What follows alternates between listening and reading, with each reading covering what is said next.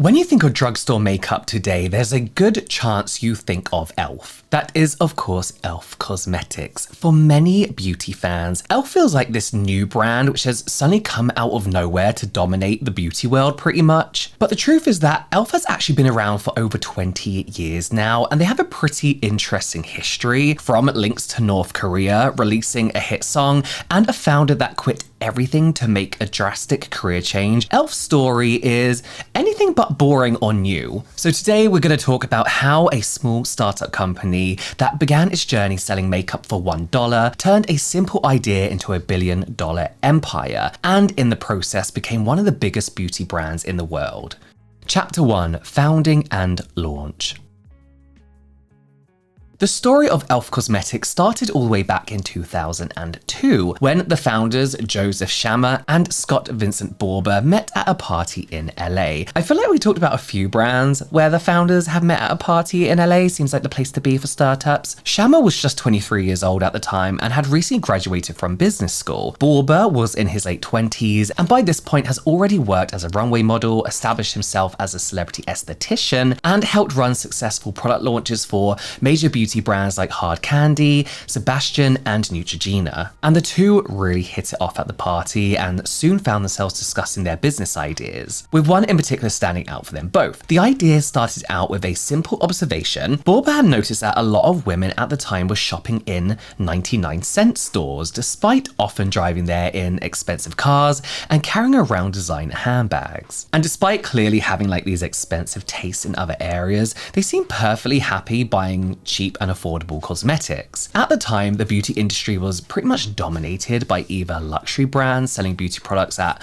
really extortionate prices, or drugstore basics which were affordable but not as effective or high quality. In their opinion, I think you get perfectly good cosmetics in the drugstore. Both Borber and Shammer felt like there was a gap in the market and an opportunity for them both to fill it. What if you could sell like high quality, fashionable makeup and skincare at prices that anyone could afford? Demand for cheaper cosmetics was clearly there, even amongst the wealthier consumers. All they had to do was work out how to make better quality, affordable products. And all of this wasn't just a drunken party talk either. Both were actually really keen to make this idea happen, and they met up just a few days later to discuss it in more detail, and within just a couple of months they'd ironed out the whole business plan. So they decided to call their new company E.l.f., short for eyes, lips and face. It was meant to feel fun, pretty straightforward and very, very approachable. They wanted to make beauty feel less intimidating, making it accessible to absolutely everyone, and the name was supposed to make it clear that the brand was all about the basics of beauty. Nothing fancy,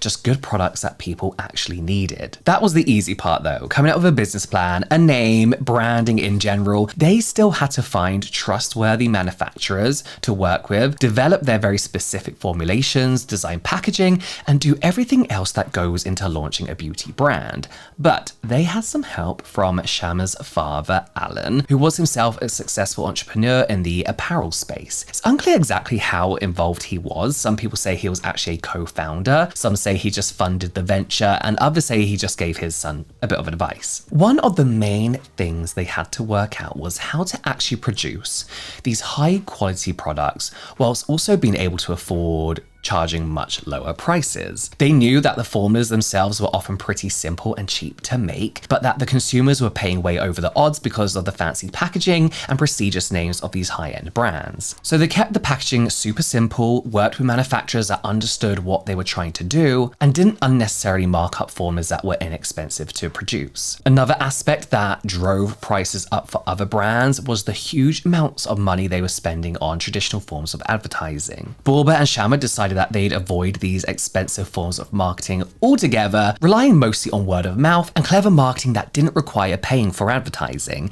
And this led to what was probably one of their smartest decisions, I guess you could argue. When they finally launched their first line of 13 products in June of 2004, they decided to price everything at just $1. Obviously, they always wanted to make their products affordable, but choosing $1 specifically was a conscious choice. The price point was essentially a free marketing campaign. It brought a lot of attention to the brand, both from consumers and from major beauty magazines like Allure, Glamour, and InStyle, who wrote about the brand in those early days specifically because of the $1 pricing. It was like a novelty. Like, why pay ridiculous amounts of money for magazine ads when those magazines will write about your brand for free? All they had to do was make sure that the products were actually good quality, and they really did deliver on that front as well. With free marketing, effective and affordable products, e.l.f. quickly started to gain traction among beauty consumers. This was even more impressive as initially they were pretty much only selling their products on their website, which was still relatively unheard of at the time. Like, the internet wasn't new, but like, you still didn't shop online. Like, that's crazy. They weren't the first beauty brand to sell online, but not many were exclusively available online. So this was another way that they managed to keep those costs down in those first couple of years, allowing them to sell at such low prices. It wasn't a strategy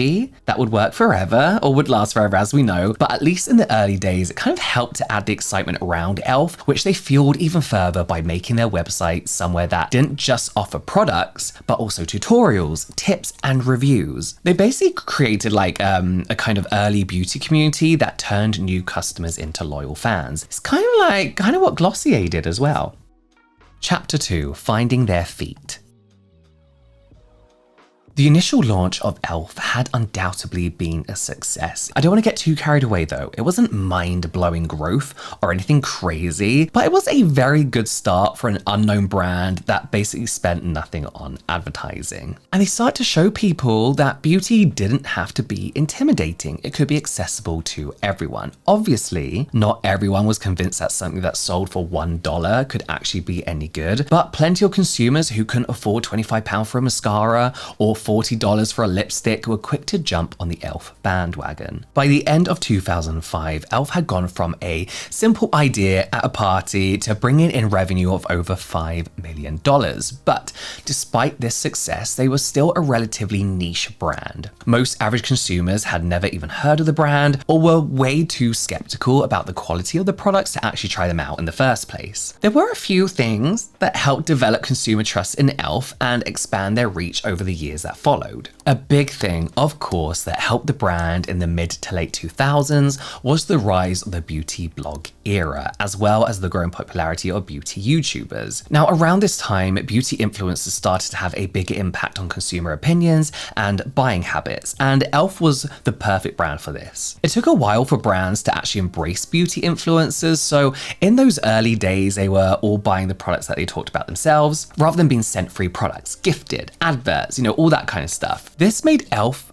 really popular amongst early beauty bloggers and YouTubers because buying a big haul of e.l.f. products to test out was super cheap, really affordable. They could get a lot and do a huge haul. Once again, the brand's accessibility played a huge part in their growth. Obviously, not every review was positive, but most agreed that e.l.f.'s products were generally decent quality and often better value than bigger name brands. The brand also leaned heavily into the growing desire from consumers for more ethical and sustainable beauty products. e.l.f. has been a cruelty-free brand since the start, and over the years they've been involved in a long list of campaigns and promotions supporting ethical causes. This mainly all started way back in 2004 in October, when just a few months after launching, e.l.f. donated 20% of the proceeds from its shimmering facial whip to breast cancer research, as well as providing packages to breast cancer patients in inner city hospitals in LA. Another example was their support of Peter's fur-free campaign in 2007. As part of their support, e.l.f. started selling tweezers in a faux leather case, and 50% of the proceeds from the sales were donated to Peter. Joseph Shammer, who was the company CEO at the time,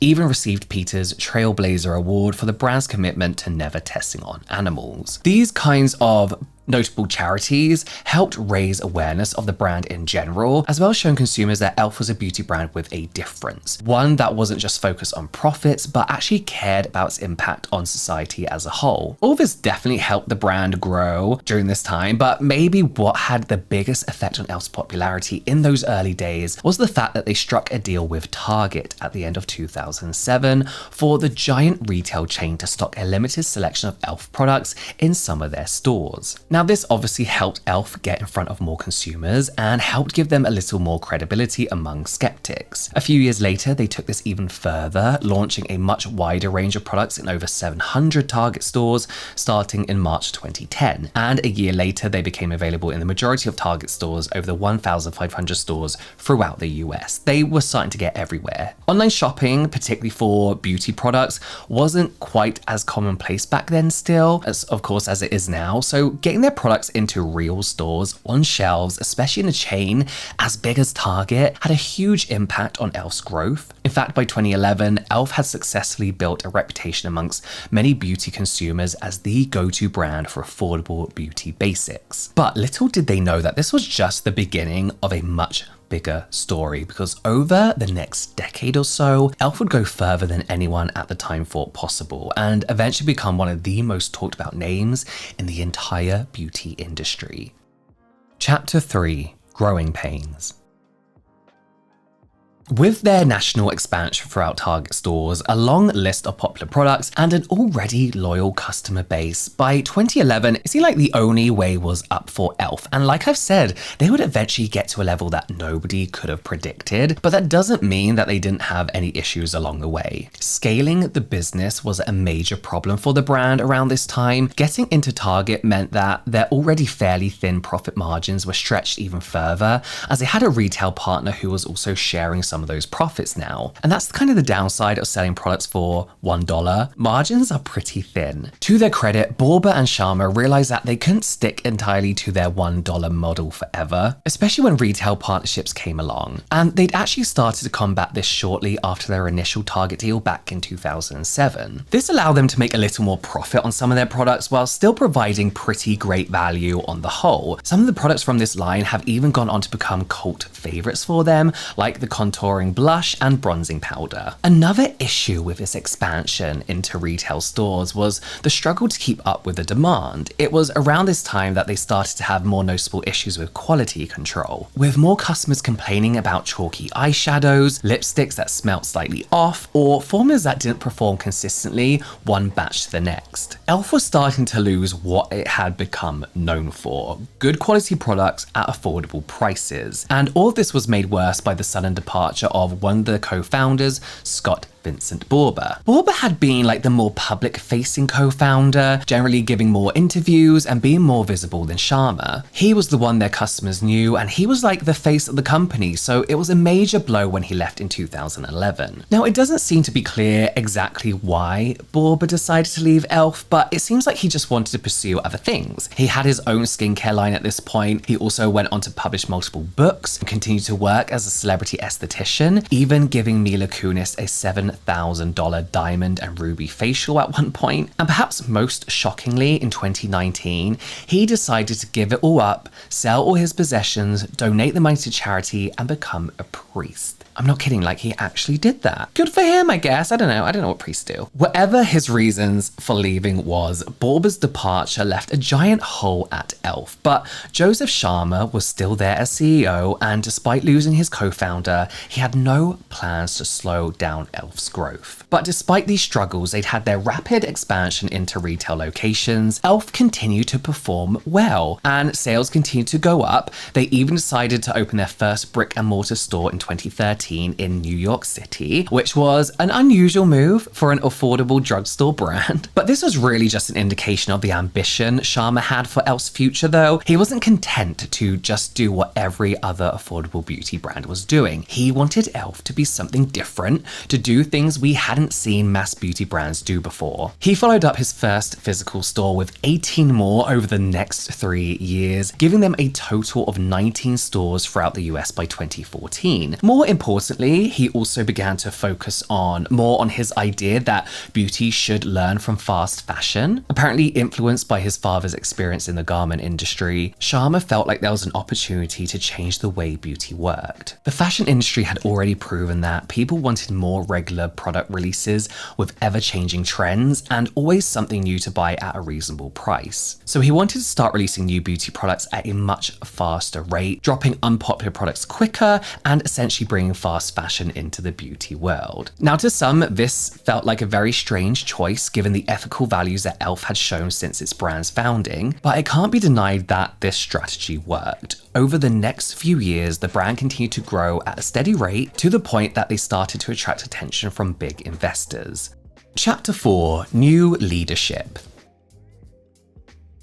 So in 2014, private equity firm TPG Growth acquired a majority stake in e.l.f. Beauty for effectively taking control of the company. Now, the specific kind of like figures and money details were never really released, but it's believed to have been between $200 and $300 million. Now, just to be clear, at this point, a parent company named e.l.f. Beauty had been established, with e.l.f. Cosmetics being owned by them, just in case you were confused by the different names, e.l.f., e.l.f. Beauty, whatever. Joseph Sharma kept his shares in e.l.f. Beauty, but as part of the deal, he agreed to step down as CEO. He was replaced in this role by Tarang Amin, who had previously worked at big brand names like Procter & Gamble and Clorox. As in the bleach? I don't know. Is that an American thing? And basically who the new owners felt would bring a more polished, strategic vision to the company's future. And kind of predictably, Amin really didn't disappoint. Part of the reason he was brought in was because he had experience in successfully taking a company public, and that's exactly what e.l.f. was building to now. But that was still a couple of years away. As is often the case when a private equity firm comes in, we did see some changes to e.l.f., including a rise in prices, which, to be fair, the focus shifted from just being affordable to being affordable and aspirational, allowing them to increase profit margins slightly. They needed it, to be fair. It didn't happen all at once, and they were still affordable compared to many other brands, but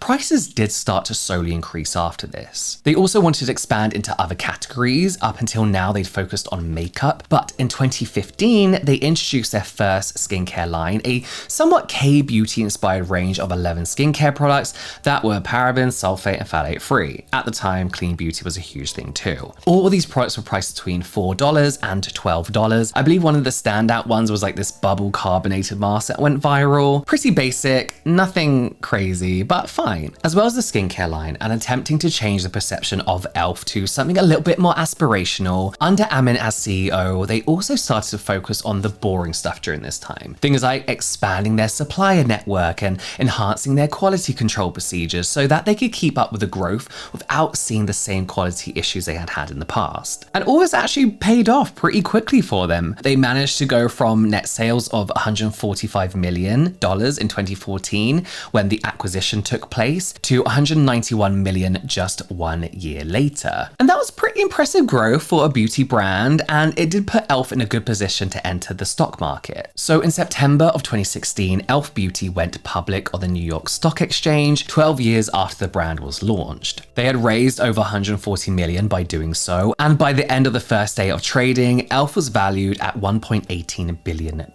That is pretty amazing for a brand that started by selling $1 eyeliners and mascaras. And it also legitimized the brand to even the most skeptical critics. There was no denying now that e.l.f. was a major player in the beauty world, ready to compete with the biggest names in the industry, and things just got better for them over the next few years. By this point, e.l.f. had become a favorite amongst celebrity makeup artists, with celebrities like Emma Roberts seen wearing e.l.f. cosmetics at photo shoots and Oscar parties. The brand's profile was continuously rising amongst the average consumer, and the rapid rate of product releases helped to keep their attention. They invested heavily in product innovation after the acquisition, taking Sharma's idea of fast beauty and pretty much just running with it. As they worked out the kinks with their suppliers, they started to increase the rate at which new products were being released, until they reached a level that not many beauty brands can keep up with. Between their launch in 2004 and early 2017, the brand had gone from just 13 products to over 900.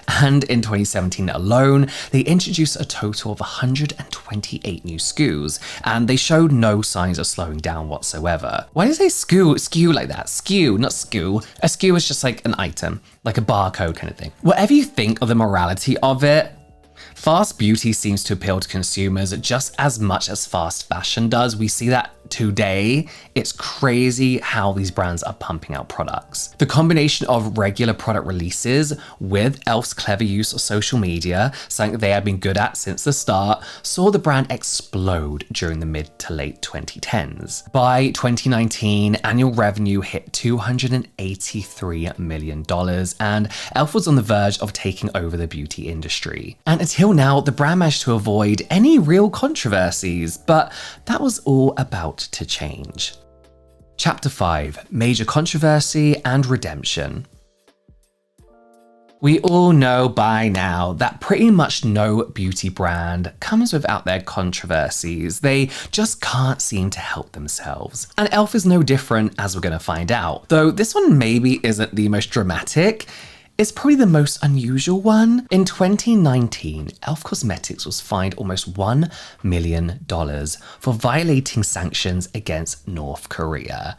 How on earth did they manage that, you may be wondering? Well, it turns out that some of their suppliers had been sourcing false eyelash kits from China, which is perfectly fine. But these Chinese manufacturers had been sourcing a lot of the materials used to make these false eyelashes from North Korea. And because the US has very strict sanctions on North Korea, e.l.f. found themselves in quite a lot of trouble. The US Office of Foreign Assets Control reported that between 2012 and 2017, e.l.f. Cosmetics has imported 156 shipments of these false eyelash kits, with a total value of almost $4.5 million. And for years, e.l.f.'s compliance procedures failed to notice that around 80% of the materials used to make these eyelash kits was actually coming from North Korea, not China. Eventually they did notice, however, and apparently turned themselves into the government. The Office of Foreign Assets Control obviously wasn't thrilled about this brief of sanctions and ended up fining e.l.f. $996,080. But although this wasn't exactly great for e.l.f.'s reputation, it didn't seem to do too much damage for their sales, at least not in the long term. It probably helped that they just hit TikTok gold just 1 month later with their hugely viral eyes, lips, face campaign. If you were on TikTok at the time, which I think most people were, you definitely saw this trending. It was everywhere. They basically created their own catchy song and encouraged users to make their own videos using the sound. 5, 6, 8. Y'all need to hype me up. Boom, boom. Eyes, lips, face, wait. To say it was a success would be a massive understatement. The hashtag quickly gained over 1 billion views, with celebrities and big name influencers getting involved as well. Celebrities like Jessica Alba, Lizzo, Reese Witherspoon, Terry Crews, Addison Rae, Patrick Starr, James Charles, basically everyone. I mean, overall, 3.5 million users had created their own videos using the sound, totaling over 5.6 billion views. It was easily the most viral campaign in TikTok history. The song was actually so popular, it hit number 4 on the Spotify charts. It got played in clubs, at sports stadiums, and even has its own official music video on YouTube now. And although this may just seem like it was just a load of good luck, it was actually all part of e.l.f.'s plan. They actually closed down all their brick and mortar stores at the start of 2019, with the plan instead to focus on their retail partners and digital marketing channels. As a result of this, they became one of the first beauty brands to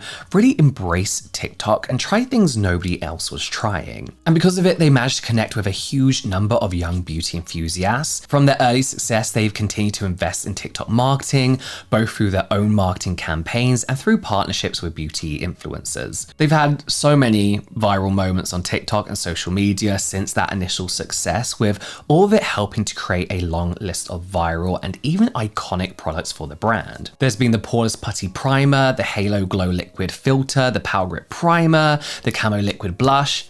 I could go on and on and on. And that brings us to another aspect of e.l.f.'s recent success, their ability to create effective but affordable dupes of a lot of luxury products. A lot of the viral products e.l.f. has had in its recent years are considered dupes of other brands, like the Poreless Putty Primer, which is considered a dupe of Tatcha's Silk Canvas, or the Halo Glow Liquid Filter, which is seen as a dupe of Charlotte Tilbury's Flawless Filter. Power Grip Primer, Milk's primer. It seems like e.l.f. is putting out dupes at an astonishing rate in recent years, and beauty consumers are actually loving it. It's definitely something that's played a large role in their recent rise in popularity, but there have been plenty of other smart moves that have helped establish e.l.f. as one of the biggest beauty brands around today, especially amongst younger consumers. And e.l.f. doesn't seem to have any interest in slowing their growth anytime soon. The parent company started out with just e.l.f. Cosmetics under their umbrella, but by 2024, they launched e.l.f. Skin as well, helped launch Keys Soul Care with Alicia Keys, and acquired skincare favorite Naturium for $355 million. And of course, most recently, Hailey Bieber's Rhode for $1 billion. Chapter 6, Recent Issues and Continued Growth. When you look back at it, it doesn't really seem like their first major controversy really affected e.l.f. at all. They've gone from strength to strength ever since then, rapidly building a multi-brand beauty empire and establishing themselves as the beauty brand of the new generation. Even their latest controversy doesn't really seem to have slowed them down much at all. You've probably heard of this one. If you follow me on TikTok, you would have heard of it too. e.l.f. launched a new ad campaign in August this year, which featured drag race legend Heidi N Closet and comedian Matt Rife. For those who don't know, Matt Rife is fairly controversial at the moment because he's made inappropriate jokes about domestic violence and other pretty sensitive topics in what people argue is dark humor. The difference is though, his jokes aren't really funny and it's not self-deprecation, which dark humor is supposed to be. Obviously, some fans of the brand weren't very happy about the choice to include Matt Rife in a recent ad campaign, saying things like, "You didn't have a budget for a comedian who doesn't joke about abuse." Ooh, Matt Rife, the guy who jokes about DV, in an ad targeted to women? That's a choice. And I truly can't believe that one person at e.l.f. did not say, "We should not partner with a man who makes jokes about domestic violence." I have my opinions on this. I will post my TikTok right now because I think not only was this the most stupid move, but it also just doesn't make business sense. And people were rightfully angry about this and pissed off. People have aligned themselves to this brand and this brand's values because of all the charity work that we'll talk about in a bit and campaigns for women. So for e.l.f. to now pretty much stab those people in the back and say, "We don't align with you anymore. Here's a guy who jokes about domestic violence and women in general," is a really weird move. It seems like some people need it spelled out to them why Matt Rife working with e.l.f. is an issue. e.l.f. has spent years building a reputation of empowering women. They've run multiple empowerment campaigns, worked very closely with women's charities, and even platformed survivors' rights activists in the Show Yourself series. Matt Rife is the comedian who opened his Netflix special, which he somehow got, with a DV joke. Joking about a woman with a black eye and how she wouldn't have it if she just knew how to cook, or whatever the shit joke was. And a lot of comments I see on other creators' videos about this issue is that, well, it's dark comedy. But people can find dark comedy funny. It's not about banning jokes. It's about brand alignment. If your whole thing is about empowering and uplifting women, choosing someone whose most viral moment makes fun of abuse sends a completely different message to the one they've been trying to build. To the survivors and advocates who have spent money on e.l.f., who have chosen e.l.f. because they align with those values, this just screams that like none of that matters. None of that, everything we did was just for jokes. Those values aren't as important as this viral moment, this viral campaign. That the empowerment talk is just marketing, that they truly don't care. That's what it's giving off. And what makes this so bad is that it doesn't just clash with their image, it completely undermines everything they've done. Dark comedy can live in its own lane, but if you are a brand who have built a reputation and a fan base, a consumer base on empowering and uplifting women, this isn't the guy you choose. e.l.f. ended up receiving quite a lot of backlash for this move, and they did apologize shortly after, saying, "You know us. We're always listening and we've heard you. This campaign aimed to humorously spotlight beauty injustice. We understand we missed the mark with the people we care about in our e.l.f. community." Just Google him.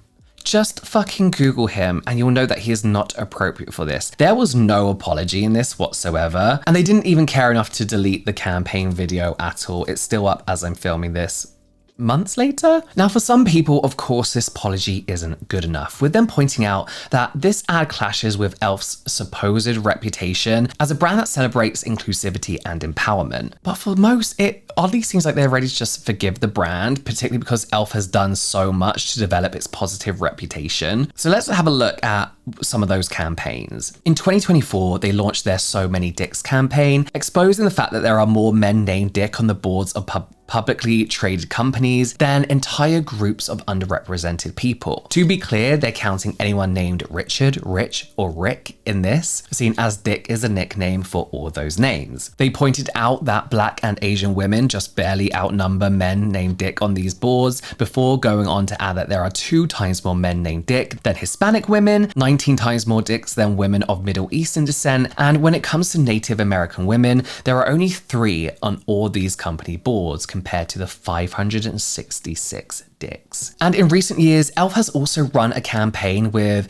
astronaut and civil rights activist Amanda Nguyen, who was nominated for a Nobel Peace Prize for her work getting the Sexual Assault Survivors' Rights Act passed by US Congress. They've also partnered with race car driver Catherine Ledge, I think that's how I pronounce her name, sorry, one of the few women to compete in the Indy 500, becoming the first ever beauty brand to act as the main sponsor for a driver. They became the first beauty brand to sponsor the Billie Jean King Cup, which is a leading women's tennis tournament, and they started sponsoring the National Women's Soccer League, again being the first beauty brand to do so. I can keep going with this, and that's just the things they've done to support and empower women. They've also partnered with Paralympian Anastasia Pagonis to help raise awareness for mental health amongst student athletes. They've donated $100,000 to whale and dolphin conservation. They've run campaigns supporting the LGBTQ+ community. They've done the same for Latinx community, as well as plenty of other marginalized groups in general. Their products are completely vegan.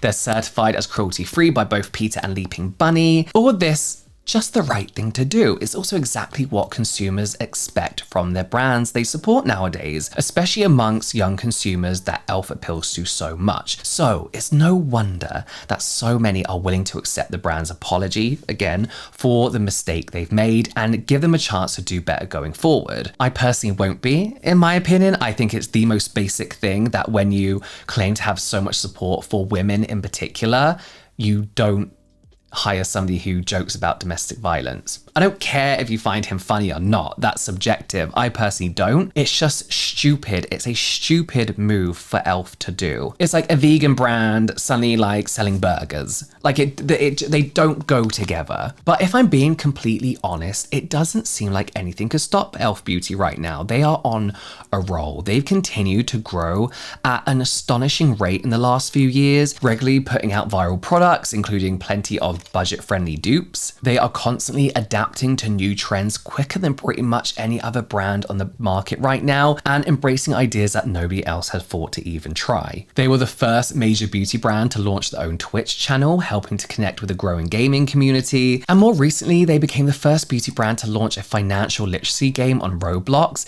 aiming to help teach their fans the financial skills that the education system pretty much fails to teach them. And like, what other beauty brand is doing anything like this? I've honestly lost count the amount of times in this video I've said that e.l.f. were the first beauty brand to do something. So it makes sense that e.l.f. Beauty was named on Fast Company's list of the world's most innovative companies in 2025. e.l.f. are just doing things that no other beauty brand has done. And it's all paying off in a big way for the brand. In the financial year ending in March 2025, the company brought in revenue of 1.31 billion. That wasn't, no, I said that wrong, sorry. Yeah, 1.31 billion. And that was 28% increase on the previous year, making e.l.f. Beauty the fastest growing major beauty company. And that was before their recent takeover of Hailey Bieber's Rose Skin for 1 billion just a couple months later. So that's the story of e.l.f. so far, but like what's next for the brand? They seem to be doing anything and everything. If their history is any clue, then they'll likely keep pushing the boundaries of what a beauty company can do. What exactly that will involve is hard to say. They've made so many moves that most people would have never predicted. But whatever happens, right now, it seems like e.l.f. is the future of beauty,